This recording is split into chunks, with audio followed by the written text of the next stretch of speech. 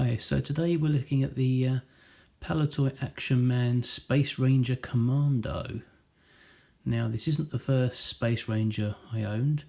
The one from my childhood was Space Ranger Captain, I believe, and that had a rubber suit on it. I returned that figure in the early 1990s to find that the blue spacesuit was turned to a nasty sticky substance.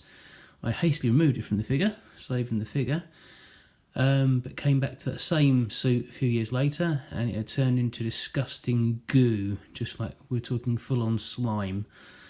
So I'd be very surprised if anybody has one of those rubber spacesuit Space Rangers still. Luckily I found this guy a few years later. He's quite hard to find actually, and I do quite like his look. The big difference between this guy and the earlier Space Rangers is he actually has a cloth suit rather than a rubber one. So he's a bit more durable and more likely to survive to the present day, unlike the old rubber suits. He's got quite a mean look about him actually. I think it's the same helmet that he wears that the Zargonite outfit for the Captain Zargon enemy soldiers were given at the same time. Now, the way this outfit came was it actually came on a card or in those sort of gatefold style boxes, so you didn't get a figure with this one.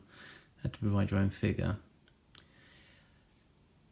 It's pretty much, as I said, the helmet's a reuse from the Zargonite set, but the boots, I think, are part of another set. I can't remember which one. The gloves are basically a black version. Again, show those. It's very hard to show dark colours. They're a darker version of the same gloves that came with the $6 Million Man sort of outer space adventure set you could buy. So a lot of $6 Million Man sort of accessories found their way into sort of Action Man with the Space Rangers. Same with the Solar Hurricane vehicle for these figures, which I've also gotten. I made a review on that soon. That was also the $6 Million Man's mission vehicle, if I remember rightly.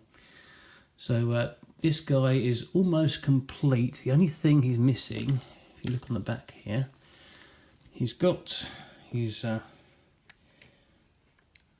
little sort of pack on the back here, but there should be a sort of like a cable that goes from the little sort of socket here all the way around to his gun on his arm here, which I'm sadly missing. But apart from that, the rest of him is all there.